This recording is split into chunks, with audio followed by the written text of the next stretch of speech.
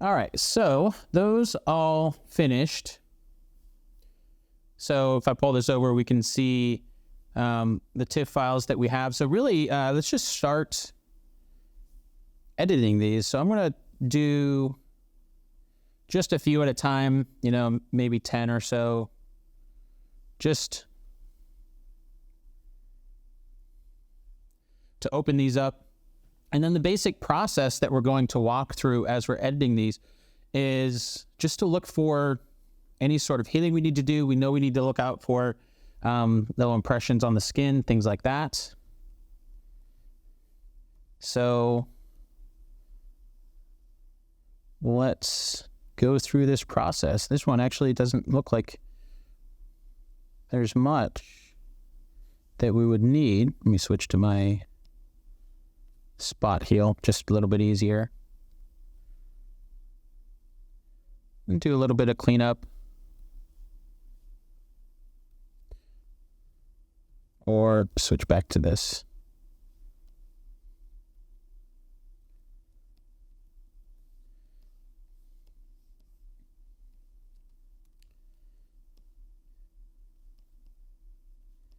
A little bit of cleanup here. Okay. Yeah, there's really not a lot, it looks like. We can clean up the actual concrete if we wanted to.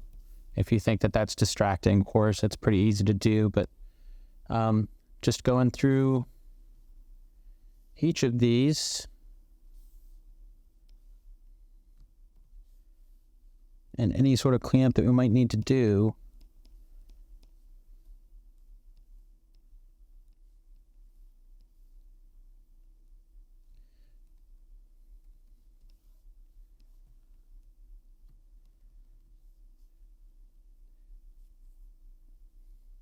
Now, I know from the shoot, one of the reasons I'm zooming in here, I know from the shoot, she had mentioned a blemish that was right around her eyes. But for a lot of these, we may not even see it. She had mentioned it to clean up. And that's normal. That happens. That's the kind of thing I'm more than happy to clean up if requested, or if I notice it. I don't really see any indentations on the skin like we saw in the other shot. So maybe some of them will have it and some of them won't. It looks like this looks like I think she had a bruise. Knee.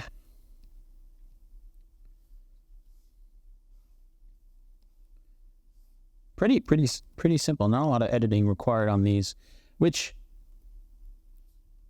is something that I know there are photographers out there that will go in and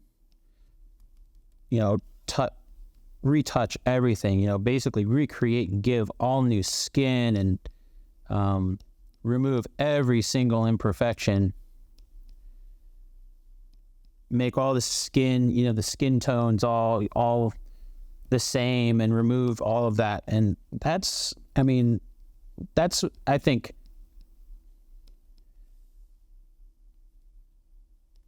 the beauty of photography and any sort of creative element is you can do what you think looks best, and there's space for everybody. Personally, I think it can start to look too plasticky, and I'm not a big fan of that. I'm not a big fan of, I used to do it in photography, looking at some of my older stuff when I first started getting into portrait photography. I did visual effects for a long time, and then, on video side, and then shifted over to portrait photography. And I started, going down that rabbit hole, I'll say, as, cleaning up every single imperfection, making the skin look perfect, like there's the color changes that are natural on the skin, getting rid of all of that. And I don't do that anymore because I don't like it. I guess that's just kind of what it boils down to. It's just a creative choice. I mean, if I have a client that specifically requests it, sure, I can do it.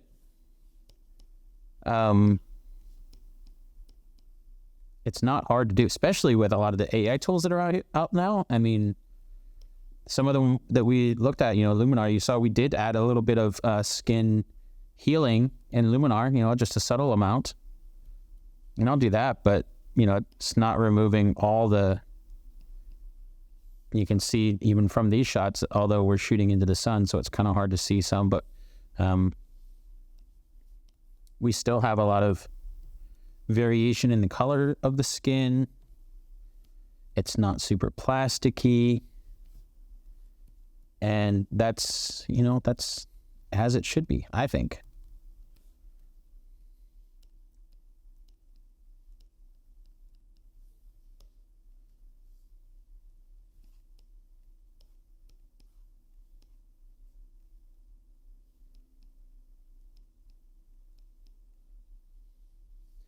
Now, when it comes to blemishes, bruises, things like that, I'm happy to adjust that. But okay, so these are modified more recently. We still have some that are moving from that folder. So I'm just trying to take the older ones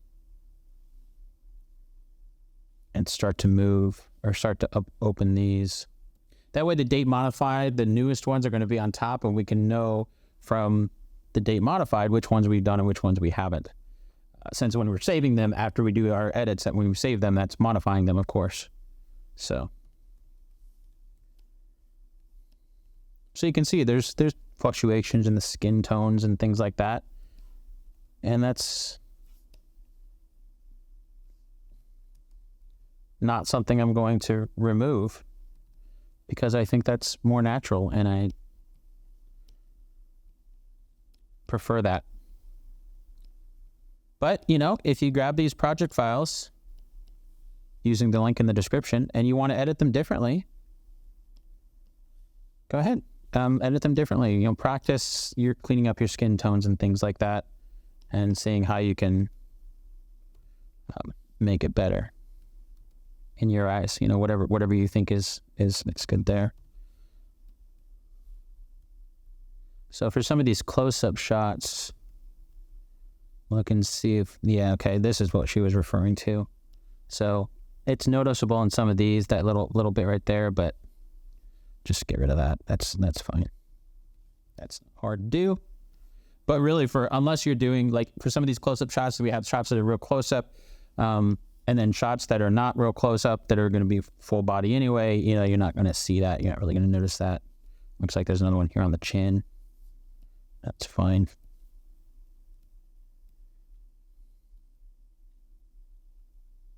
Just super subtle. Little bit of cleanup there. And then kind of repeating. So like this here, right? On her chest there where it's a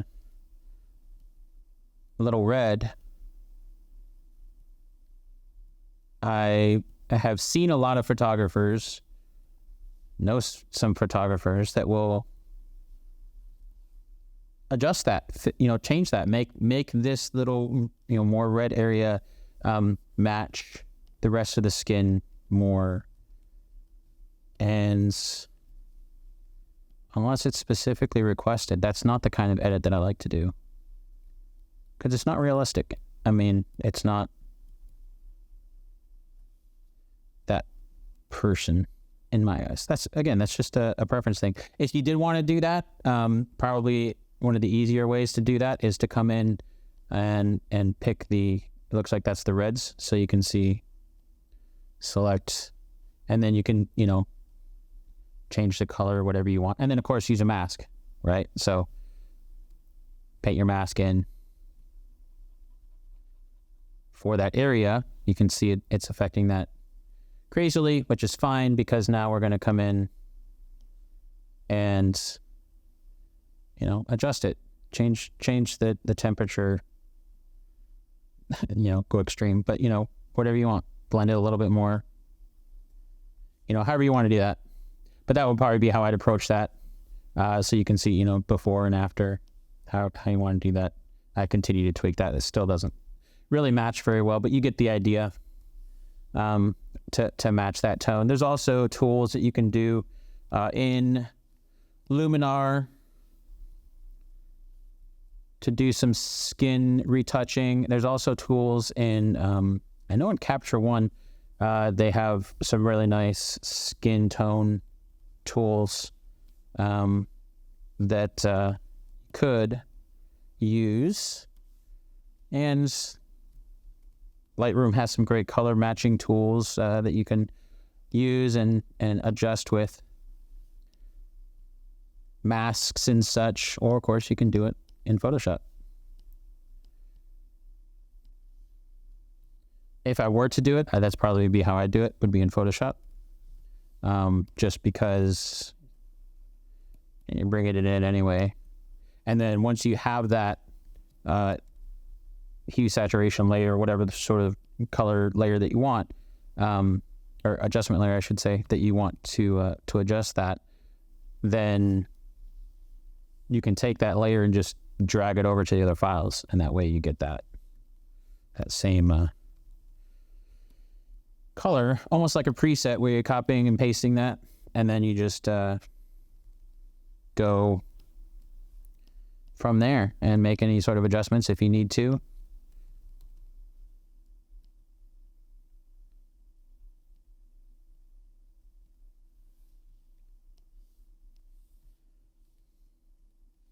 So this is something I do want to point out. If you have seen any of my other tutorials, in particular the last one, the one that I did right before this one, where I was doing a golden hour, we had a lot of lagging issues, performance issues.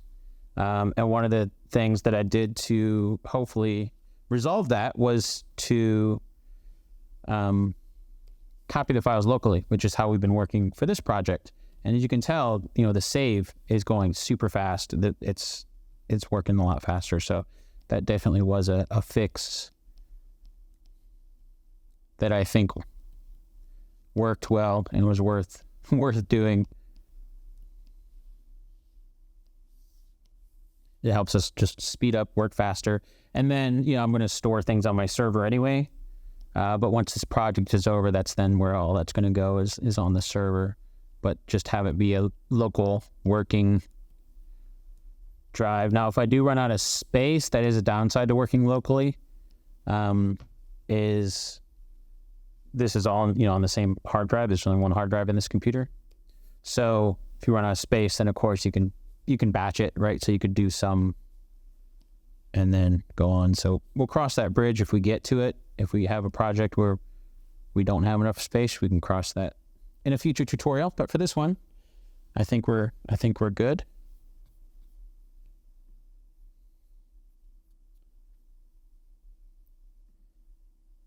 And okay. So continuing on, pretty much the same process, just super slight cleanup on just a few of these little blemishes here. And that's pretty much it. I mean, you can clean some of the hair if you want to, but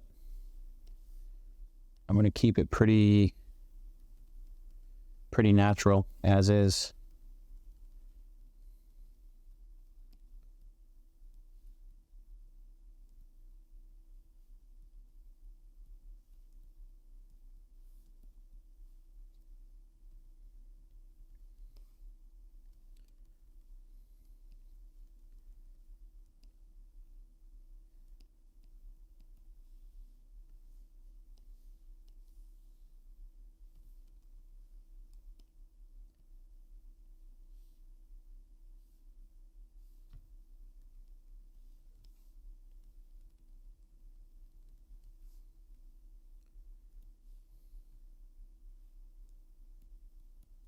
Something too, to make sure to ask. You notice I'm doing that on the on her stomach. She has a scar there that unfortunately happened pretty recently. But so I'm cleaning that up, and that's something that don't be afraid to ask. You're like, hey, do you want to clean this up? And she, in her case, yes. But I've worked with other clients where they have a scar and they're like, no, I want to leave that in. That's part of me. Or, a birthmark or something like that. Be like, that's whether it be a memory they have or a birthmark, they just, that they're proud of, because it is them. That's the kind of thing that, as a photographer, I highly recommend just asking your clients, be like, hey, this, we can remove this, or we can just keep it in, and don't be afraid to ask those questions rather than just removing them. And that's something, again, where, I've seen photographers that just will remove every single little blemish. And I have worked with people, I've worked with clients and models and such, where they've told me that they've worked with photographers that have done that and just gone ahead and removed every single blemish and gotten rid of birthmarks and things that they want to keep in. And they weren't happy about that, because they're like, it's not a representation of who I am. In this case, I'm going to remove this little bit of hair, because that is a little distracting there. We'll just remove that. Stamp is easier when you're dealing with a contrast edge like this. Otherwise, Heal is going to try to average those colors. Oops. Hit the wrong keyboard shortcut there. So that is something to keep in mind. But anyway, yeah, so talking about, cleaning up images and such. There's different trains of thought, and whatever works for you. That's great. The way I treat it, even if it's a collab where, there's no money being exchanged, I still treat it as if they are my client. Oops, extra belly button. And so, as the saying goes, customer's always right. And when it comes to creativity, they're the ones that are being in the image, and it's their likeness, and it's them that's going to be put online. If you're posting these pictures on Instagram or TikTok or wherever you're putting them, or in whatever sort of brand, it's their likeness, and so they should be the ones that are happy with it,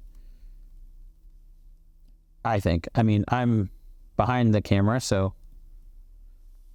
it's not me that's going to be seen.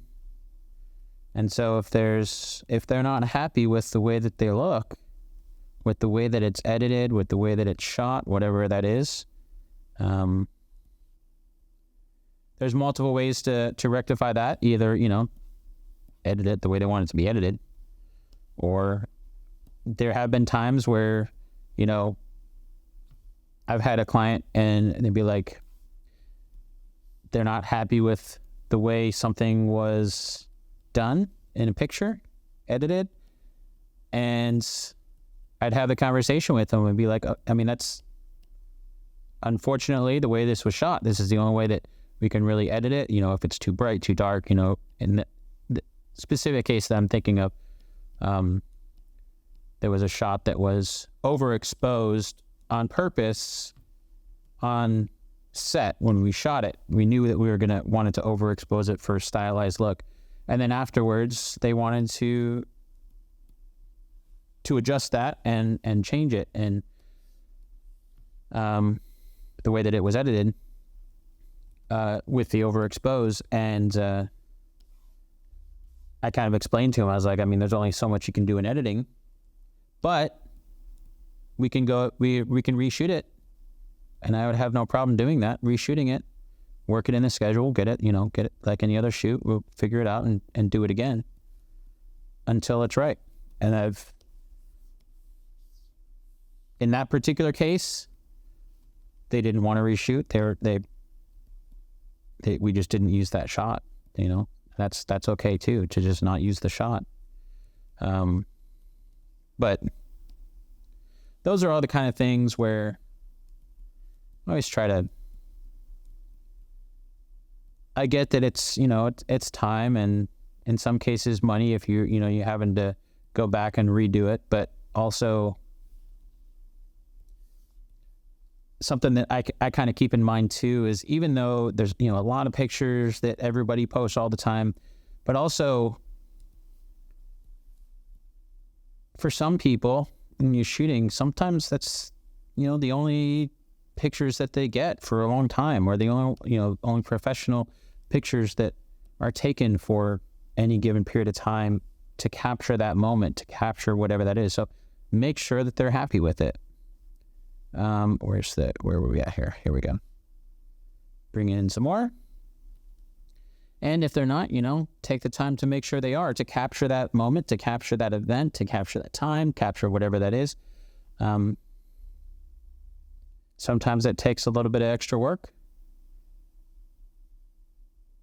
And I think you have to be okay with that. I think there's times where it can be excessive, sure. And if that's the case, I've had this happen too. I mean, here's a little bit of some. This one's a little soft, actually.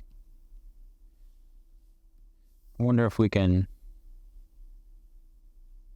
sharpen it a little bit, see it a little bit more, see if that'll help. I've had it happen where the clients, I'm gonna clean that up too. The clients are the kinds that once I get it to where they're happy with the shot,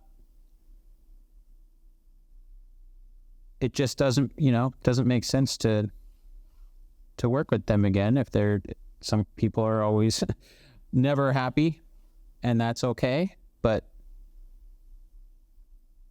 you gotta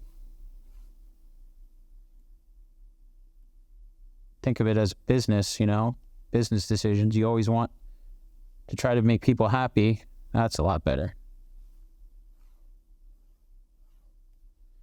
So let's dial it down a little bit.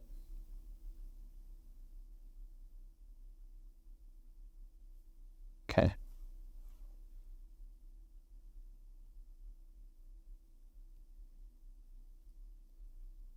Might be a little strong, a little bit too much.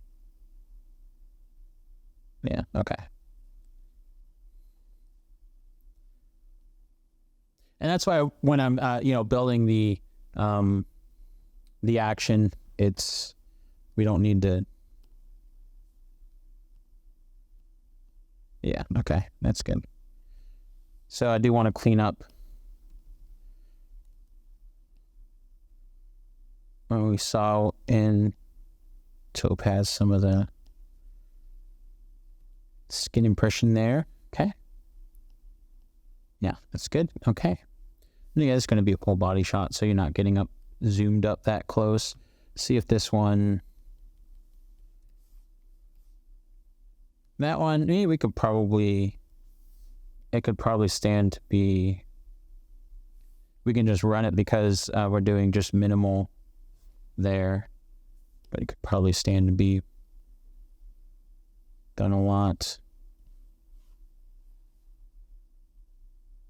Yeah, that's better. Except the strength is way too high. Didn't remember the settings, I guess. Lens blur, we already have it run 10, somewhere around there. Sharpen.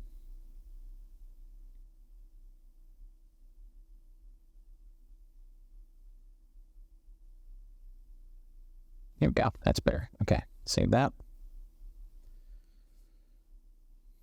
Even though it's a full body shot, I want to get it to be a little more, little sharper, so it'll look better at, when we crop it. It'll probably be something more like this, right? But we'll get to that point when we get there. But still, trying to clean it up as best we can.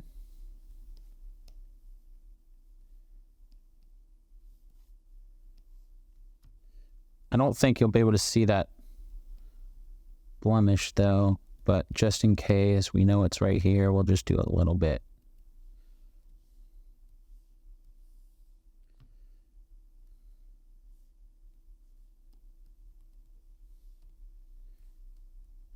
I think most of these we're going to see just a slight impression here.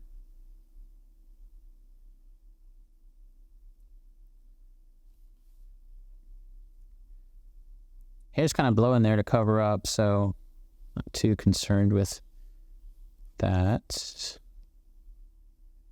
Cover up a portion of her face, I should say. Yeah, we've got some impressions here to fix.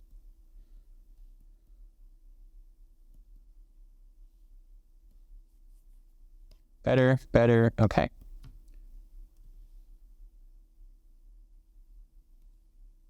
So this is something where we could do a sky replacement. Let's see what it looks like. Let's see what it looks like if we do a sky replacement. We're here. Let's see what it looks like.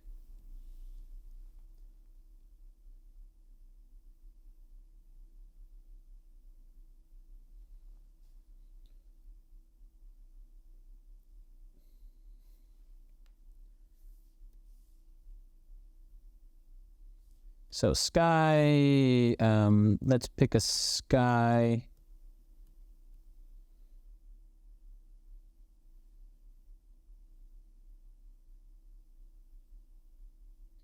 It was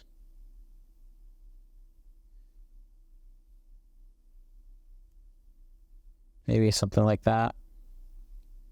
See how it looks.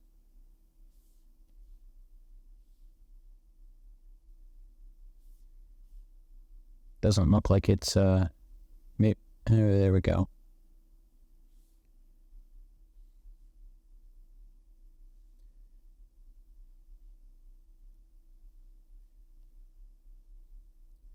Obviously be super defocused because that background is out of focus. That, we could fix the mask and all that stuff. I'm not too worried about that, but I'm just trying to decide if that's something that I even like. Not really. No, we'll just go ahead and close out of that. How it popped up there, little progress bar. Yeah, we're just we won't replace the sky on that. I wasn't feeling it. But again, those are some of the creative decisions. If you want to replace the sky, that's a basic process there. Or of course, you can come in here and do your sky replacement inside of Photoshop. We have done that pretty extensively in some of the other tutorials. So check out some of the other tutorials on YouTube channel. If you are curious about sky replacements, I'd probably recommend, I think one that we did the most was the parking garage with McKinsey. So different parking garage, different model, but we did a lot of sky replacement in those. We also did sky replacement in the last one, the golden hour with Elise. That was, we did a lot of sky replacement in that. But these, I'm going to keep it as is.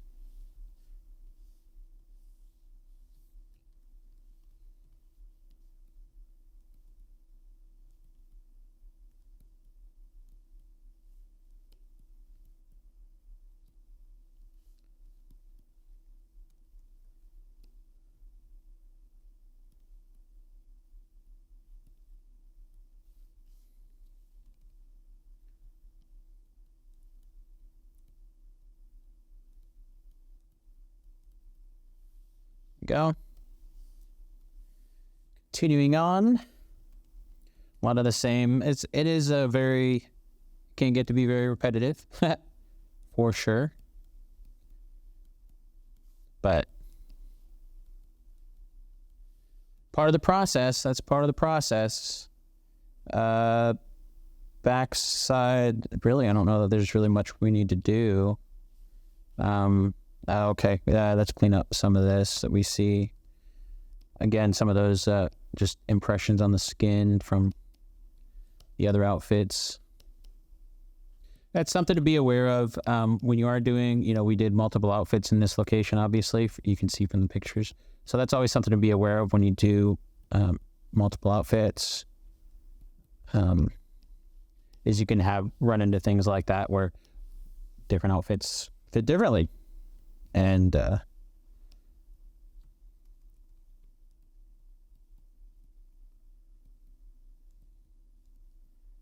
just to be aware of.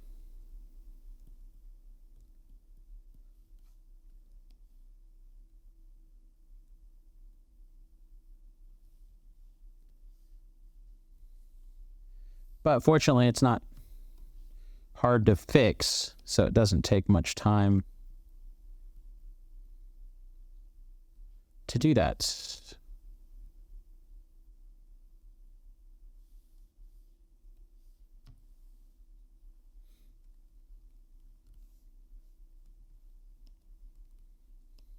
So some of these, as I mentioned when we were calling the images to begin with, I'm not sure if she'll even want to use them.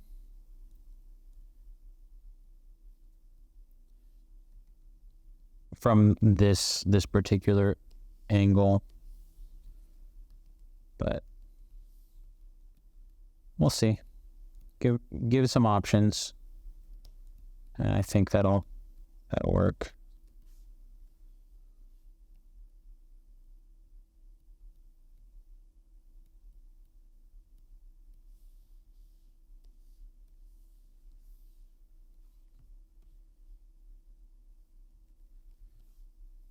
One thing, you notice that, I could have gone in there and sharpened it more, because those were a little soft, as you could tell. But I think that's actually shadow from the bra. But I'm not too concerned for these shots because they are going to be further out. Part of the point of this is get the buildings and stuff too, so.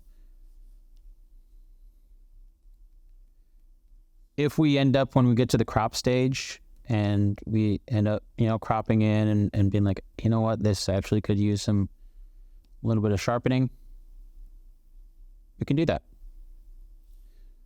Never be afraid to come back and do some additional editing if needed.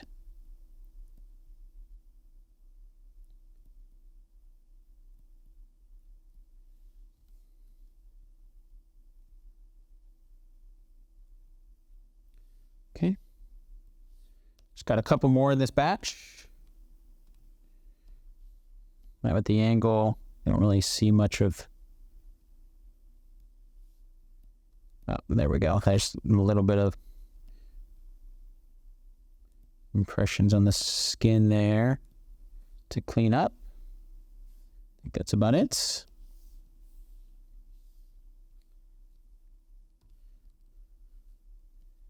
Same with that. In the shadow, I don't know that you really even see the blemish there, but let's clean it up just in case. Since we're here. And then, yeah, see a little bit of some impressions on the skin there. There we go. And then one more in this batch.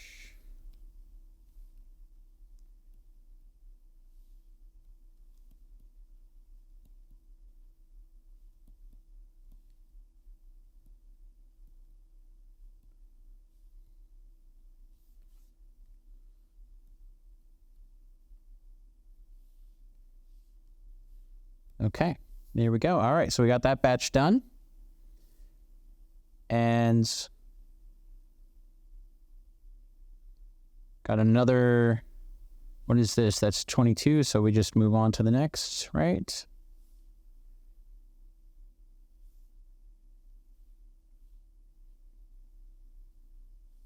Open the next batch of images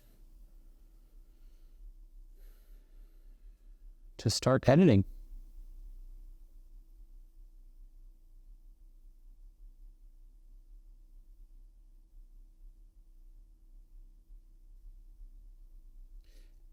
There we go. Got those opened up pretty quick. Works a lot faster when you're working locally, that's for sure. And for this outfit, I think we're going to have to clean this up for all of them. A little bit under. Pretty minimal, but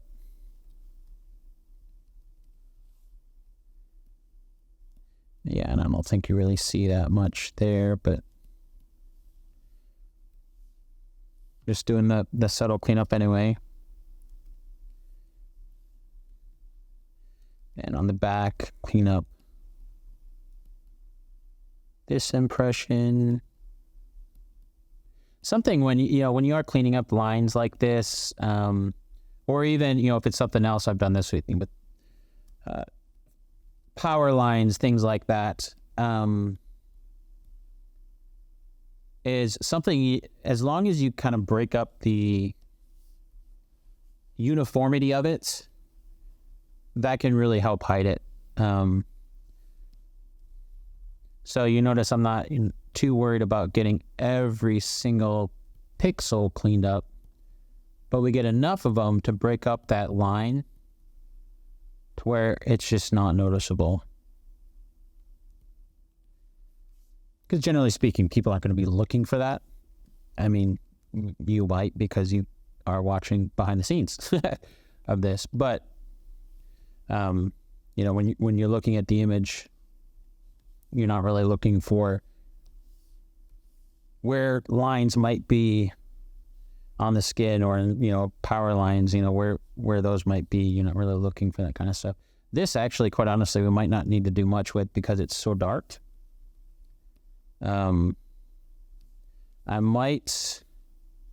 She's kind of soft, so let's see if we can sharpen just a little bit.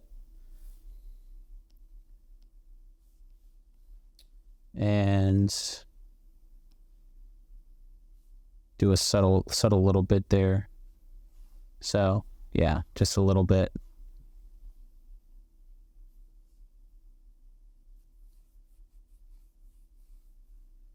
That's better. Just adding a little bit, sharpening to it.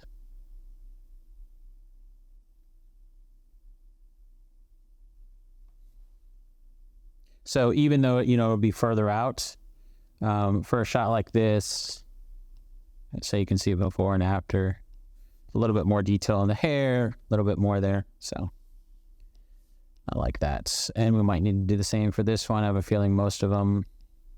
No, actually, no, that's not.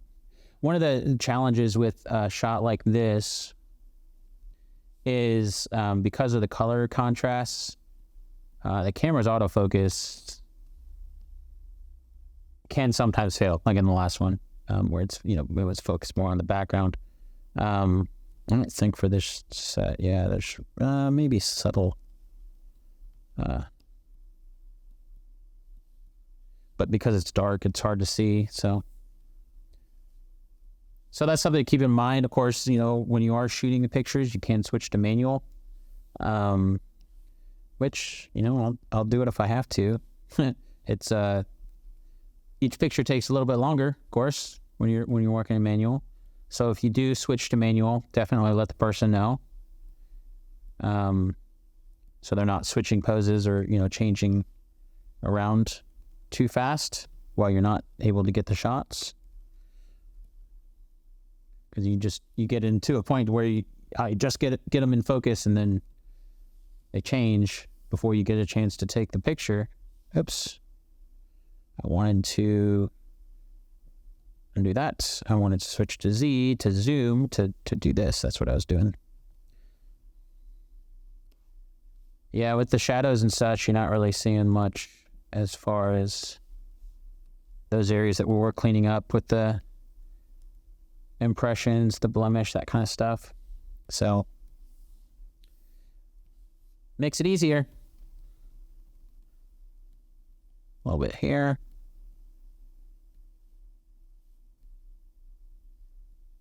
That's actually shadow there, so that's... And then we do have some impression on the skin there. Again, this is one of those things where it's breaking up the line.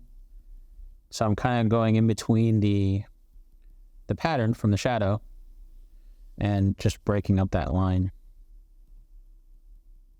of the, so it's not as visible. I'm not getting every single pixel, but it's not as visible, and so you're not going to notice it.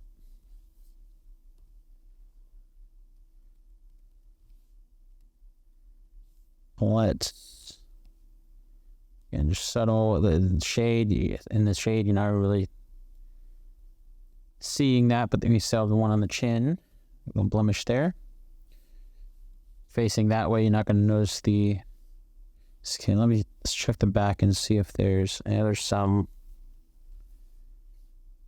Again, we're going to basically break up in between the shadows because I don't want to break the shadow pattern. So, because that would be noticeable. That's a kind of a part of the picture is the pattern there. So.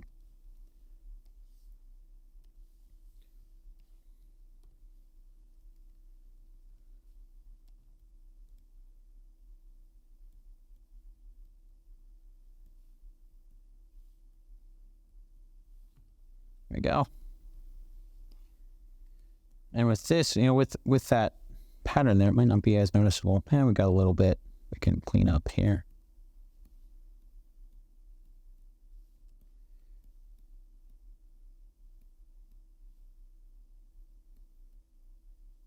A little bit much. Let me erase this a little bit here.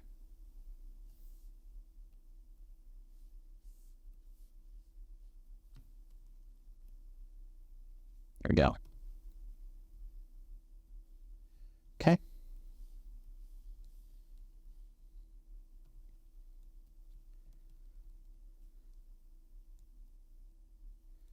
And this little blemish, a little bit there.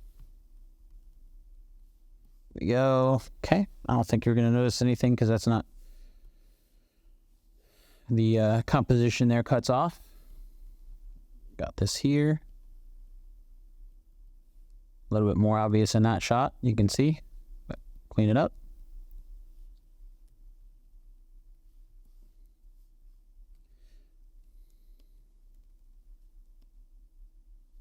So again, I'm going to break up this line here. It's a little more visible, more obvious, I should say. There we go.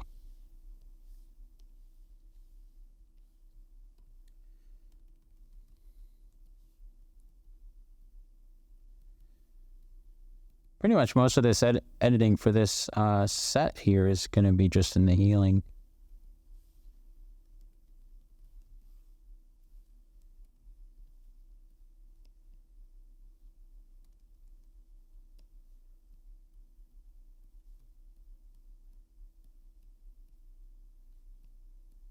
There we go. What do we have? Yeah, less than 10 left in this set.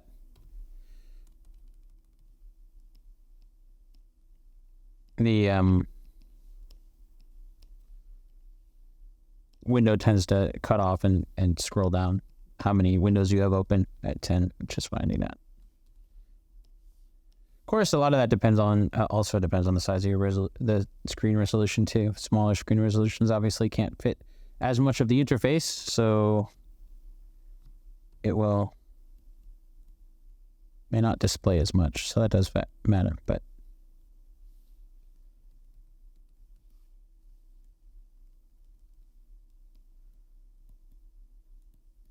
It is more noticeable now that kind of mesh pattern, which is, shadow from the wall over there, the background and backdrop.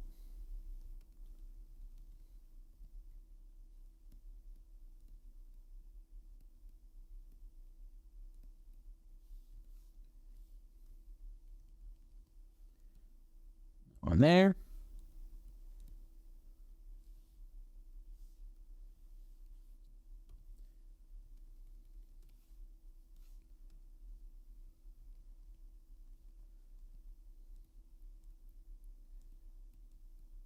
Not really noticing it in the shadow there, but it is there. It's subtle, but it's there. I noticed it. I don't know how much that'll come through on the video. but it's subtly there, so I will subtly remove it.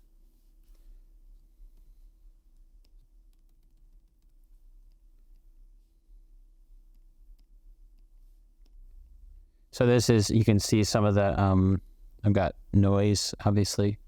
That was because of the ISO being up as the sun was going down. Starting to bump up the ISO a little bit. And we could adjust that if we want to. You know, we could,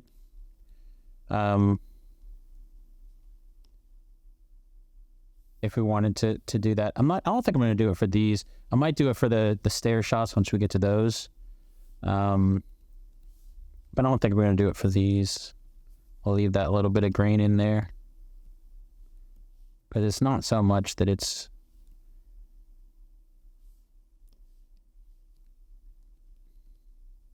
Again, these are going to be further out shots anyway. I know they're going to be further out shots. So that's something to always keep in mind, I think, is even though I don't do the crop and composition until the very end, I have a general idea. I mean, I have a general idea when to take the picture. There's a reason why I'm taking the picture to be further out instead of a super close-up. You know, we had some super close-ups, and so you always have an idea of the composition in mind. And I keep that in mind when I'm editing too, because, you know, if it's something that I think will take extra time to do, and it's not really going to be seen,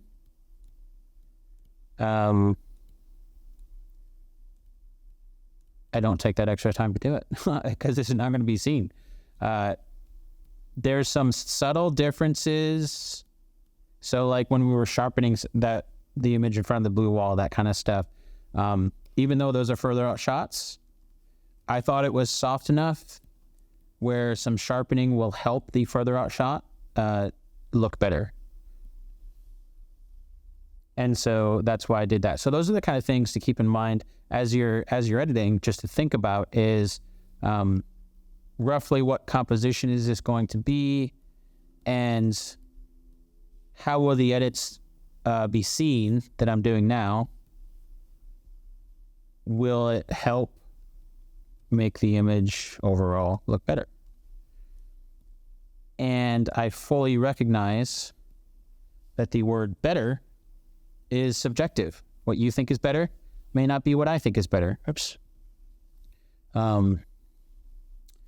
And that's okay.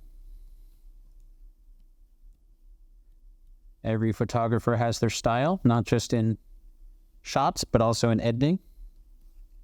And that's okay. I'm not a big fan of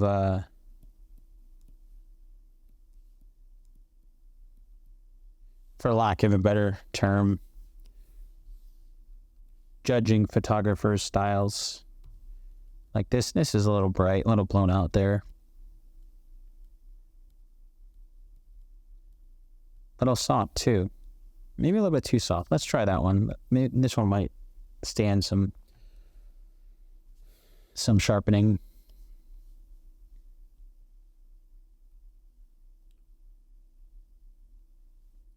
Let's see what it does. Sharpening, preview updated. Let's see if it'll recover the face some too.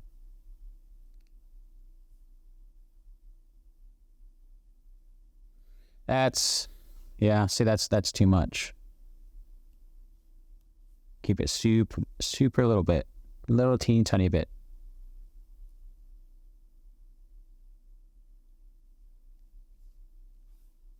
Yeah, that's better. See, just a little bit. And then, again, this is going to be a further out shot. So that little bit of sharpness, I think, will help. Yeah. Okay. Save that. I was thinking about this, if I want to get rid of that or not. That's why I hesitate there, but we'll leave it in. Okay. We have a few. So let me come in here.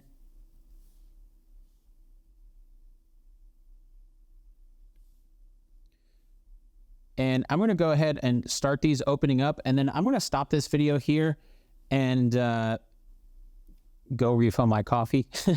And then we'll be back once these are opened up, and we'll continue on with our editing in the next video. So I'll see you there.